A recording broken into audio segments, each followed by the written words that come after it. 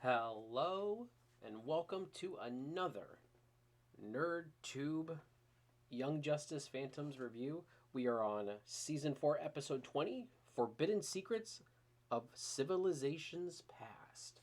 A little bit of a timey-wimey episode here, a little bit. So we start off this episode, we get a chat between Orion and Rocket. And, basically Rocket is saying, I really feel like we got off on the wrong foot. Can we start over? And then Orion says yes. He walks off, and then we find out it's Mahalafa'ak. Yay! So Mahalafa'ak, what? I can never say his stupid name right. He was, just trying to figure out information on how to get to Metron's zone or whatever, his vault. And so he got it from Rocket. Or information on where things went or something like that. I don't remember. So after that, Zod then, Lore Zod then takes him and his team, Mantis and Mahalafa'ak. I can never say it right. Takes them back 2 days, back to the first episode of this arc where they're, the bugs and the little generator battery thing that started exploding all over the place. We did see him kind of go in there and put the tracer on it, and I thought that was just happening, like at that current time, and that was something that Darkseid asked him to do then. No, that was actually a timey-wimey thing where it was actually happening in the future. And that's what, or it's actually he was from the future. He's putting it in there, and then they were returning to when Metron took that thing. 2 minutes in. So then they track the little blaster thingy generator, whatever that thing is, back into Metron's vault. We then cut to Beast Boy attending his psych exam with Black Canary. He's playing it cool. He's doing all the normal things. Yeah, he's admitting all the wrongs that he knew he did, but he's still like, yeah, I was a jerk. Yeah, I was this. Yeah, I was that. Just playing it off super cool. Basically telling Canary what she wants to hear. And Canary's very good at dissecting this. So we kind of go through all that, like what he's been going through recently. His breakup with Perdita, leaving Star Journey, whatever his name, Space Trek, I think is what it's called. Leaving Space Trek and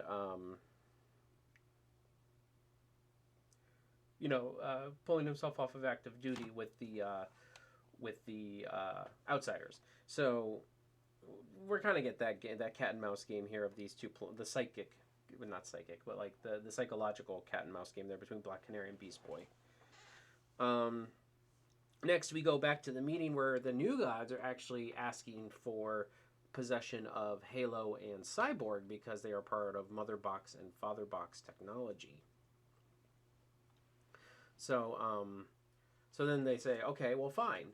Then, and they say that's out of the question. And then so what they do is then they go, fine, well, could we have Halo? Because Halo is, I think Mother Box or Father Box. I don't remember. But they're like, she should really be here so we can protect her. And so Orion and Rocket have been standoffish this entire time. There's a mention of, Rocket saying this morning when we talked, I thought, and then Orion's like, I have no idea what you're talking about. During this, right interrupted, Bear comes in, and, offers, catches up with Rocket and Forager and gets to meet Jay Garrick, and then offers condolences for Connor. And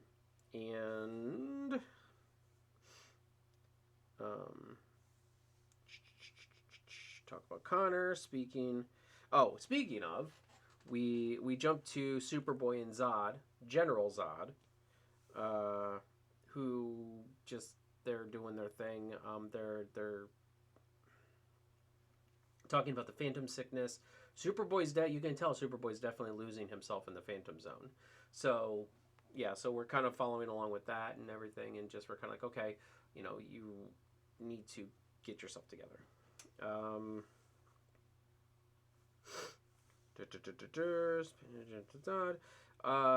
Next, we then go to the Morbius zone where they use I should have wrote it down.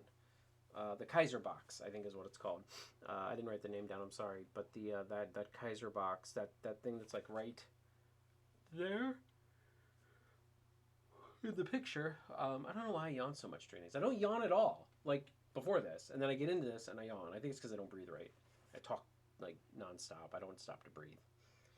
Anyway, so the Kaiser box, and that takes them into the Mobius zone. Like, you know, from the Mobius chair that Metron sits in. And so they go in there, and then they start to search through Metron's collection looking for the Phantom Zone projector, which Metron has. On top of that, Bear continues. We go back to the meeting on New Genesis. Bear is trying to keep things really lighthearted and nice. And Orion is just not having it. Orion is basically like, dude, this meeting's going nowhere. What are we doing here? Like, he's basically, you know, he just isn't feeling it at this point.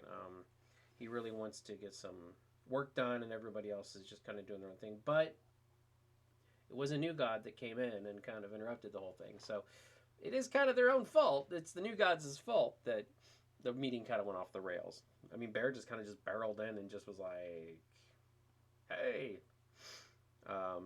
We also were revealed that what's his face? Tomore. Tomore was the Green Lantern of Krypton's sector, so that was kind of cool to learn. I didn't know that. I mean, I don't know if that's canon to the comics or not, but you know, that's cool. We also find out that Kilowog can apparently take a dump in his Green Lantern uniform because he goes back like this, and it says waste dispenses or something like that. He's like, oh, sorry, I thought I muted that. And I was like, did he just... Yeah, he just shit himself in that meeting, and the Green Lantern ring just took care of it. Isn't that kind of along the lines as like the wizards, like they poop and then they like magic it away? Like I was like, oh god, here we go, fan theories afoot. Anyway, Orion isn't having it. He's kind of getting pissed off at everybody, just kind of talking and goofing around, and this meeting's just off the rails at this point. Lord Zod and his team get attacked by a baby sun eater, which is like a red mist. It kind of reminds me of season 1, the techno virus thing, the little techno mist that kind of flies around and such. It kind of reminds me of that, but red. But apparently this is a baby sun eater.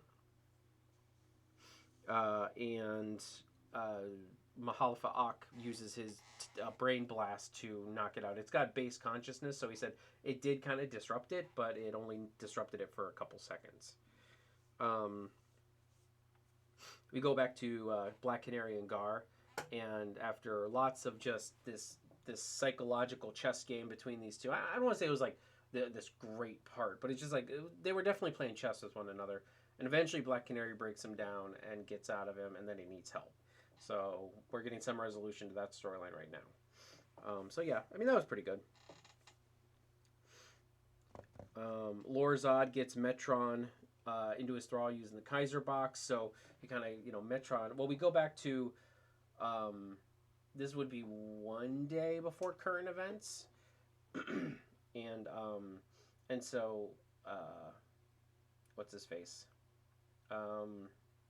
Lorzod uses the Kaiser box, gets Metron. He kind of jumps him when he gets knocked back into the to the boom tube, into the Mobius zone, from the Red and Blue Lantern Razor, I think was his name. Red and Razor just shot him and he did the double fist.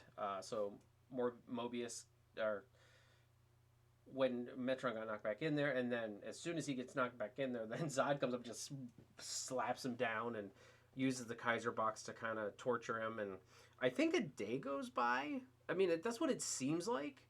So then Metron says, look, fine, I'll give you what you want. Well, and I mean, Mahalfa-Ak is actually questioning him too. He's like, he's eternal. He can outlast you. And Mahalafa, and Zod are just kind of getting to on edge with one another. Um, so then Metron says, "I rescind. I will show you what you want." He takes me to a box. Oh, he pulls out kryptonite. What a smart idea! Like, I mean, it was it was pretty apparent. Like, I didn't think that when he said he rescinded that he was actually going to give him the Phantom Zone projector, and it just makes sense that he would go to the kryptonite box. So then Lord Zod is weakened. Then Mantis and Mahalafa Ak get attacked by the the Sun Eater. And then Metron then leaves and goes out and interrupts the meeting that they're having, the Justice League, Green Lantern Corps, and New Gods. And he says, Metron is like, "Come with me if you want to, save the galaxy," or something like that.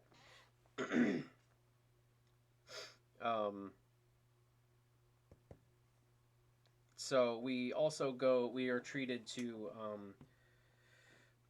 General Zod and Superboy again, and the Ghosty or Phantom Girl is unconscious. They kind of reveal that she came into the Phantom Zone unconscious, so she's probably unconscious. That's why she's unconscious, since she won't wake up. When you enter the Phantom Zone, you're kind of frozen in what state you're in. You're just consciousness. You don't really have physical form. So she was unconscious when she entered, so she's probably going to stay unconscious. Possibly. I don't know. First time I've heard of this, and I'm not a huge, Superman Phantom Zone. I don't know a lot about it. I know what popular media has told us, but I'm not like comic savvy on the Phantom Zone.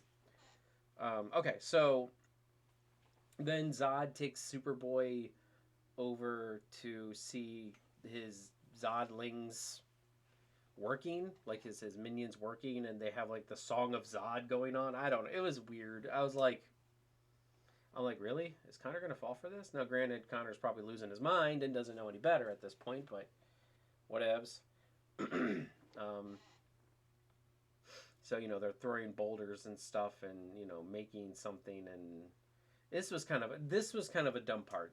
I kind of had an issue with this part because I'm like, why are we watching this? Like, why the song of, like, I could see if they were building something, but they like literally put one boulder on top of another boulder, and then they stood there proud, and I'm like,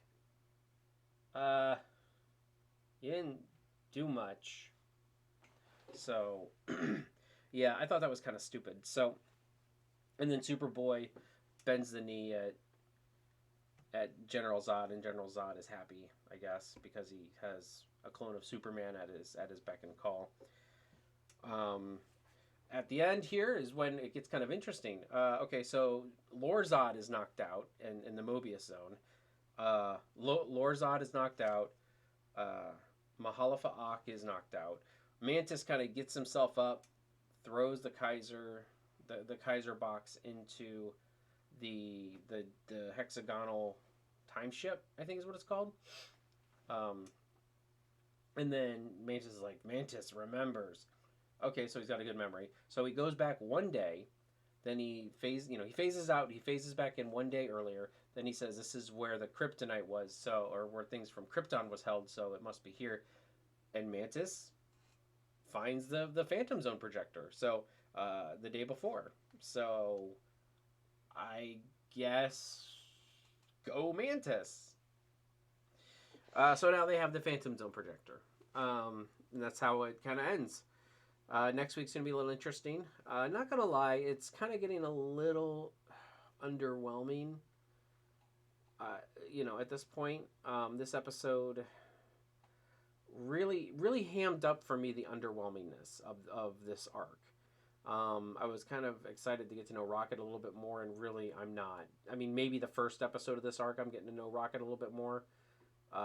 Maybe last episode a little bit, but this episode, I didn't. I mean, besides her not liking Orion, that's, and her talking at the summit or meeting or whatever, we didn't learn anything. We learned more about Tomare than we learned about Rocket in this episode. So I'm glad they're expanding on the Young Justice lore, but at the same time, I think they're using it at the expense of core characters. And Rocket's one of those that we don't really know about. So episode as a whole was okay. This arc is kind of going downhill for me a little bit. it's interesting what they're doing. I can't say that I dislike the route that they're going. We've got about 6 more episodes left. We're on episode 20, so usually there's 26.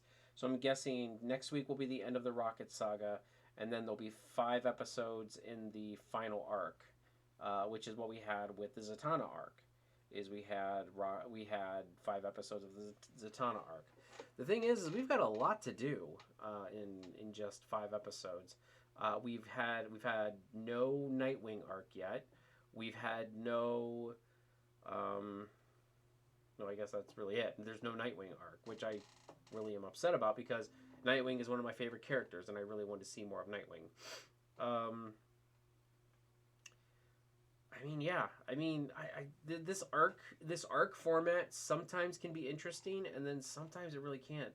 I mean, maybe if they did like 3 episode arcs every now and then for people, and then have a couple episodes in between that are just kind of like whatever, because I feel like everything is so fragmented. It's definitely wearing on me. You know, originally I was like, all right, this is kind of cool. It's kind of different. I'm okay with it. Now it's just kind of like all these characters feel fragmented. And I love the problem is that I loved the first season of Young Justice when it was just the team. And I get it. We're not going to get the team again. Although it would be nice to see the team in Justice League form. Now because a lot of them are leaguers, but I don't know. I just there's just it's some kind of middle ground that I'm just not getting here with some of this stuff, and it just worries me. I'm hoping the last 6 episodes will kind of save it for me. I mean, I know the next episode is going to be the wrap up of the Rocket arc, but I mean after that, I mean, what are we getting 5 episodes of just kind of like epic wrap up of this entire season, or is it going to be another 5 episodes of the Nightwing saga and we get wrap up? I have no idea. They are also focusing on different aspects of Young Justice, which is nice. You know, the Martian arc, the Mars arc, the Underworld arc, which is like the Croc arc, New Gods, which is like this arc, the Magic arc, and then the Atlantis arc. It's kind of how I decided how to define these, because they really seem to be branching off into different areas of this universe and really focusing and growing those areas. And I get it. I like it. That part. I just feel like we don't have, like, as I said, it just with the core characters, it all feels fragmented. And I'm not saying that I don't like this season. I'm just saying that I would say that it's possibly the weakest, only because of the way that the main cast is fragmented in this season. I don't know. I might be wrong. I might go back and watch this a year later and be like, what the was I talking about? I'm stupid. But anyway, end credit scene I forgot to mention was it sounded like Forager doing some kind of poem for She-Forager, standing in front of the new god and bug statue. I don't know, it was kind of funny, weird-ish. They always do weird stuff in these after credits. Sometimes they're good, sometimes they're weird. I wouldn't say any of them are bad so far, but yeah, with that all being said, let me know what you thought about this episode down below in the comments. Please also give us a like and consider subscribing to NerdTube. We are the greatest YouTube channel you kind of sort of maybe heard of. I will be back next week for another Young Justice Phantoms review. We also have Star Trek reviews going on a weekly basis, as well as Marvel, which right now currently is Moon Knight. So yeah, check us out on the channel. We also have a bunch of bonus content. We do Final Fantasy stuff. We do Dragon Ball stuff. We do any nerdum stuff, Star Wars, any news that drops, any trailers for nerdy stuff we do. So check it out. And with that being said, I will catch you guys in the next one. Catch you later.